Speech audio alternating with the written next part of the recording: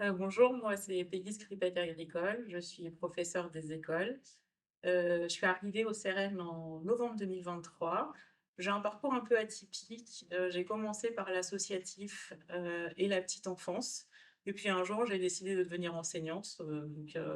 Voilà.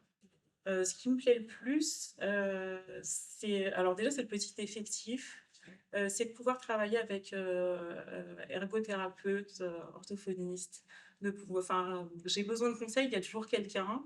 Je peux tester des tas de choses avec mes élèves et ça pose aucun problème. Enfin, pour moi, j'ai une vraie liberté pédagogique. Il y a le dispositif Seren, mais il y a tout ce que je peux faire autour et c'est vraiment bien. Alors, la grosse différence, bon, bien sûr, c'est l'effectif.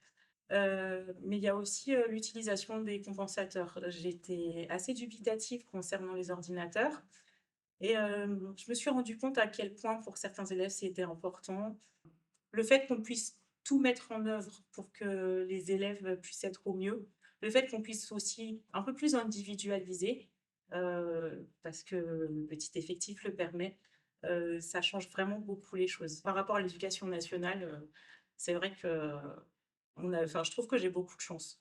Ce qui m'a poussée à travailler avec les élèves à besoins spécifiques, je me suis posé la question avant de passer le master, c'est est-ce que je deviens éducatrice spécialisée ou est-ce que je deviens enseignante?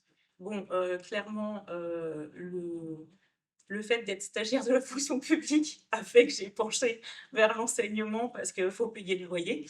Heu, mais j'ai toujours eu une sensibilité pour, les enfants qui sont un peu différents. C'était le cas déjà, en petite enfance, ça a été le cas, même, voilà, quand j'étais animatrice et dans mon parcours, dans le public, j'ai travaillé en hôpital de jour avec des enfants, qui font partie du spectre autistique et j'ai aussi travaillé, en IEM avec des enfants avec des troubles moteurs, mais aussi des lésions cérébrales et je sais pas, je trouve ça passionnant. Il y a autre chose, il y a un autre lien qui se crée et je me sens, plus utile, simplement.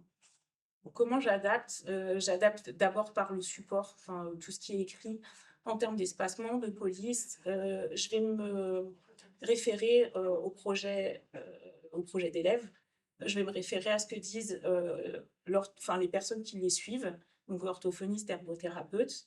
Je vais me référer aussi au cahier des outils où tout est résumé, de quoi ils ont besoin ou pas. Après, c'est aussi au jour le jour. C'est qu'est-ce qui se passe avec eux dans les interactions. Des fois, on va préconiser quelque chose, mais ça fonctionne pas. Donc on va passer par un autre biais. Voilà, c'est comme ça. On adapte au maximum et puis parfois, il faut passer juste par l'oral. Enfin, voilà. C'est L'idée, c'est de tenir au maximum, de prendre en compte au maximum les spécificités des enfants et au-delà de ça, il y a aussi, l'ambiance de classe. Est-ce qu'ils ont envie de travailler ou pas? Est-ce que c'est le bon moment ou pas? Il y a des moments, je vais avoir un programme qui va être long comme ça et je vais me rendre compte que, bah, aujourd'hui ça va pas passer. Bah, je vais changer. Je vais aller piocher dans une autre notion, dans une autre façon de faire. Je vais prendre un autre support et puis, bah, je vais remanier mon emploi du temps de manière à ce que mes élèves s'accrochent, aux apprentissages d'une manière ou d'une autre. Voilà. Alors, mon petit truc à moi, c'est l'adaptabilité. Je viens, du monde de l'animation et on m'a appris justement qu'on pouvait apprendre de n'importe quelle manière et que tout était une possibilité de découvrir le monde et cetera et bah, ça, je m'en sers aussi en classe et ça me permet, justement de ne pas me retrouver coincée parce qu'une leçon, ne fonctionne pas ou parce que, je sens que mes élèves n'accrochent pas, je vais forcément trouver une solution derrière.